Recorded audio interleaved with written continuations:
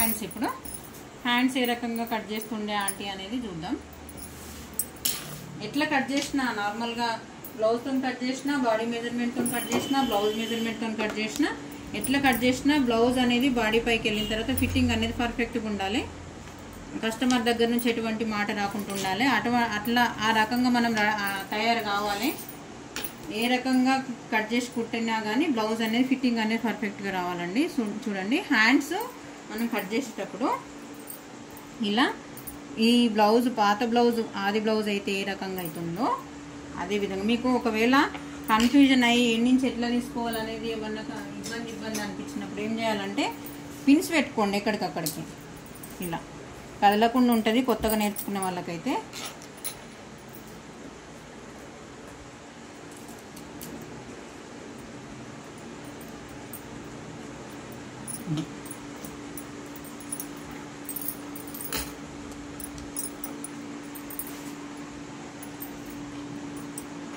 ఇలా పెట్టుకున్నాను అనుకోండి, కొత్తగా నేర్చుకునే వాళ్ళకి ఇదైతే చాలా బాగుంటుందండి, పర్ఫెక్ట్గా వస్తుంది కూడా.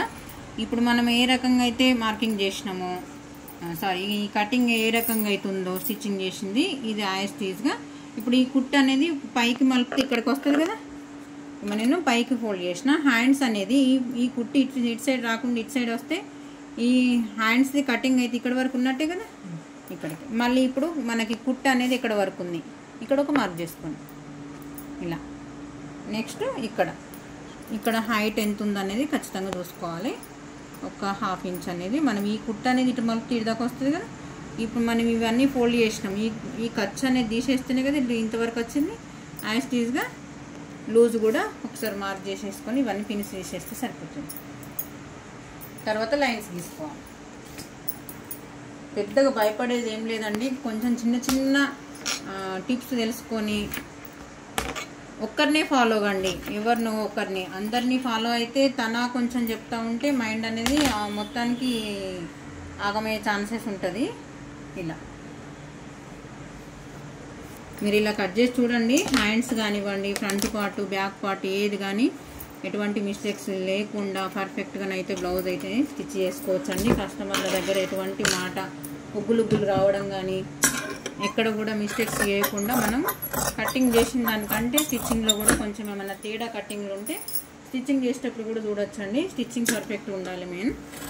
ఇలా హ్యాండ్స్ పెద్దగా ఇబ్బంది ఏమి ఉండదండి. ఫ్రంట్ సైడ్ వచ్చింది ఇక్కడ సైడ్ తీసినామో తెలుసుకోవడం కోసం ఒక చిన్న కచ్చక. ఇది హ్యాండ్స్ కటింగ్.